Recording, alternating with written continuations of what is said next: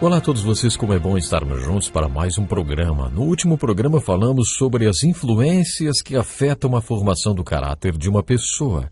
Falamos sobre as influências que atuam em nós de fora para dentro, o meio em que vivemos, educação, criação e as de dentro para fora, que são as características que trazemos desde o nascimento. Minha esposa e eu fomos visitar um dos nossos filhos, que também é pastor. O conselho de sua igreja havia cogitado o meu nome para entrar no seu quadro de pastores. Apesar da minha constante recusa, eles continuaram insistindo. Mesmo contrariado, compareci a uma de suas reuniões. Fui informado que não deveria preparar nenhuma palavra para aquela reunião, porque eles queriam apenas me fazer uma pergunta. E a pergunta foi: como você e sua esposa, num lar onde o pai já era pastor, conseguiram transformar o filho de vocês nesse tipo de pastor que ele é? Minha resposta foi simples. Quando a gente tem 5 filhos, precisa de 5 milagres. Quando tem 4, precisa de 4 milagres. 3 filhos, 3 milagres. 2 milagres. E se tem apenas um, você precisa apenas um milagre. Sabe por quê? Porque é impossível vencer a batalha que vem de fora para dentro com as nossas próprias forças. Não dá para vencer a batalha de dentro para fora. Desde o começo, devemos entender que quando nossos filhos ainda estão nas fraldas, fazemos tudo o que podemos para que as forças de fora para dentro sejam as melhores possíveis. Mas dentro de si mesma, a criação possui um misterioso fator que determina como será sua resposta às forças de fora para dentro. Essa criança pode reagir às influências virando sua vida de cabeça para baixo, ou pode experimentar o que a Bíblia chama de conversão e responder às influências de fora para dentro, tornando-se uma pessoa juizada. Então, o que determina uma reação ou outra? Alguns dos textos de Jesus falam sobre a palavra de fé. Foi Salomão, o homem mais sábio do mundo, quem disse: acima de tudo, guarde o seu coração, pois dele depende toda a sua vida. A palavra coração aparece mais de 1000 vezes na Bíblia. Em algumas traduções, ao invés de coração, aparece a palavra mente. No texto do Evangelho de Marcos, por exemplo, aparece mente e coração do homem. Pode ser que quando a Bíblia se refira à mente, esteja falando essencialmente do coração ou de algumas dimensões da mente, como centro da vontade do homem e as emoções, por exemplo. Creio que quando as Escrituras se referem ao coração, ela esteja falando sobre o que o apóstolo Paulo chamou de homem interior. Já estudamos sobre o homem interior e o homem exterior. E no homem interior, no coração, existe um lugar onde decidimos como vamos responder a todas as influências de fora para dentro ou externas na nossa vida. Agora, vamos às palavras de Jesus. Ouça bem. Aquele que tem ouvidos para ouvir, ouça. Abra bem os ouvidos. Não há nada fora do homem que nele entrando possa torná-lo impuro. Ao contrário, o que sai do homem é que o torna impuro. Bom, para esclarecer mais esse versículo, eu acrescentaria: o que sai do homem é que torna o seu caráter impuro. Não importa se a pessoa é pobre, se foi abusada quando criança, não importa o sofrimento que tenha passado, nem as adversidades que tenha enfrentado, não importa qual foi o tipo de educação que teve, nem o meio em que cresceu, não há nada fora do homem que, entrando nele, possa determinar o seu caráter. É o que sai dele e do seu coração que determina. Você ouviu? Jesus enfocou esse assunto e Salomão também. Esse assunto está presente em toda a Bíblia. Jesus falou: a boca fala do que o coração está cheio. Em outras palavras, podemos descobrir o que uma pessoa tem no coração pelo que ela diz. Todas as atitudes do homem são determinadas pelo que está acontecendo no seu coração. Por isso, quando você percebe que tem 5 milagres dentro de casa, ou 4, ou 3, você ora pedindo a Deus que Ele coloque em seus corações o dom da fé, para que haja neles, ou seja, nos nossos filhos, a palavra da fé. É aí que devemos encontrar nossos valores e o tipo de caráter pelo qual quero que minha vida seja reconhecida. Está dando para entender? Quando Jesus fala sobre adversidade, esta adversidade nunca leva diretamente às consequências. Todo mundo tem um sistema de fé. A adversidade é processada através desse sistema de fé, e aí determina as consequências na sua vida. Por isso, se você não gosta das consequências que está vivendo resultantes das adversidades que enfrentou, questione o seu sistema de fé. Se você está passando por uma consequência emocional, como por exemplo, depressão ou ansiedade, faça a você mesmo a seguinte pergunta: o que eu disse a mim mesmo quando perdi o emprego? Será que falei que tentaria o suicídio? Se você diz a você mesmo que seu trabalho é a sua fonte, a identidade, valores, você precisa questionar o seu sistema de fé e perceber que nossa carreira profissional ou nosso emprego não é o fator determinante do nosso ser. Nosso valor não é determinado pelo tipo de emprego que temos. Questione o seu sistema de fé. Você pode mudar as consequências que enfrentará adiante.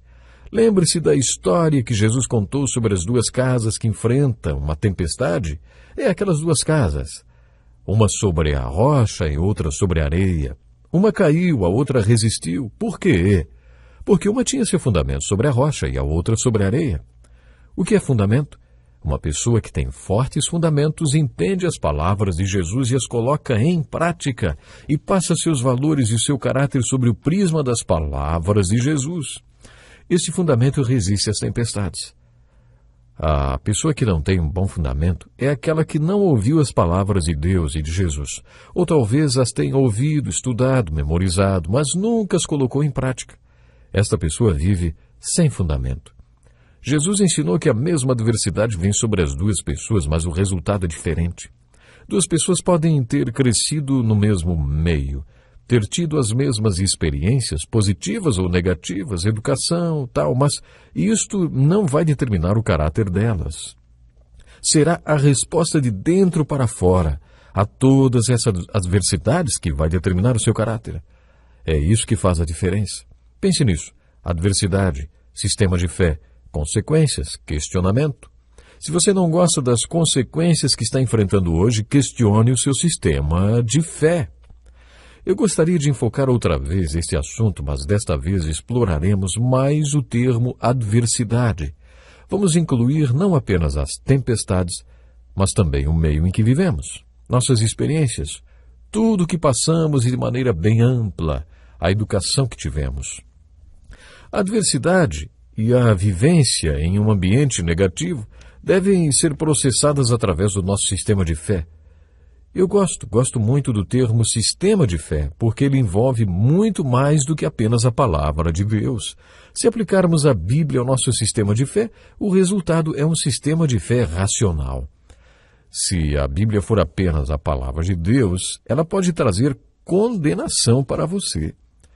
Mas, se você receber a palavra de Deus e Deus lhe der o dom de fé para crer nela e o espírito de discernimento para entendê-la, se Deus lhe der o desejo e o poder de fazer aquilo que ela ensina conforme o apóstolo Paulo explicou, então você terá um sistema de fé conectado com a Bíblia, que pode fazer toda a diferença quando você passar pela adversidade, processando a palavra de Deus conjugada ao seu sistema de fé.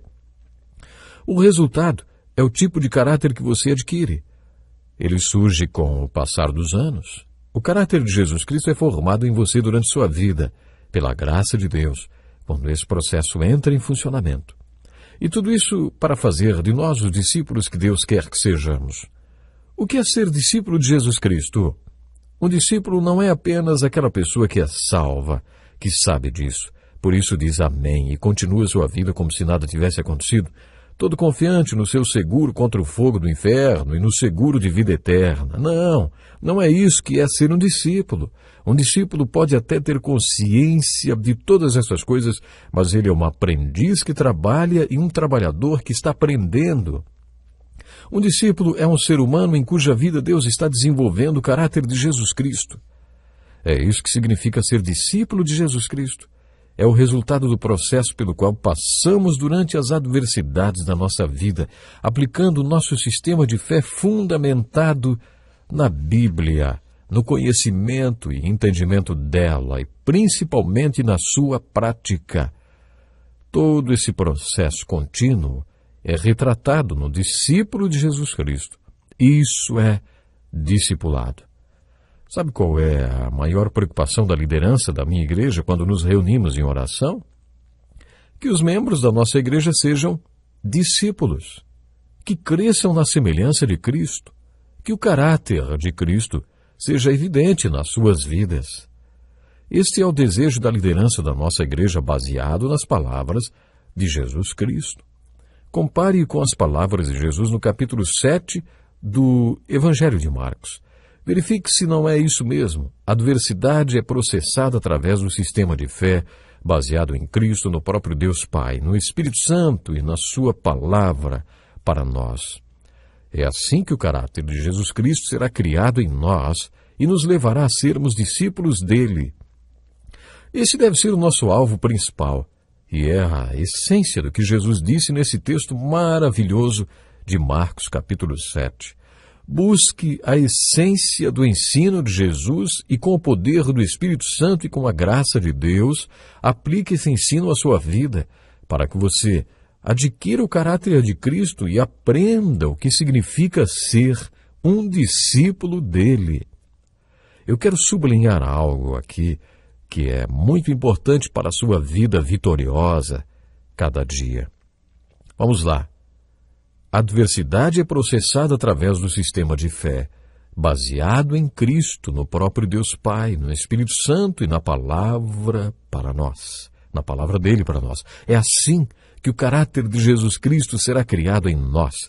Essa questão do caráter de Jesus Cristo criado em nós é muito importante, porque assim vamos viver cada dia uma vida de vitória.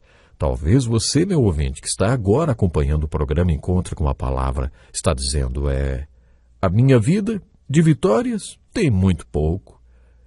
Eu tenho conquistado pouquíssimas vitórias. Talvez você tenha desanimado mesmo na sua vida, na sua caminhada de fé.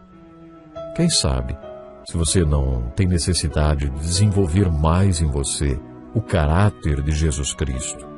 Sabe? Quando desenvolvemos em nós o caráter de Jesus, somos levados todos nós, a sermos verdadeiros discípulos do Senhor Jesus, caminhando para grandes conquistas, para grandes vitórias. Meu desejo é que você possa viver uma vida vitoriosa. Deus lhe abençoe e até o próximo programa.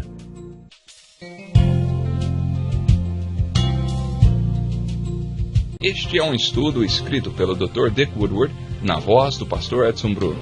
Até o nosso próximo encontro com a palavra.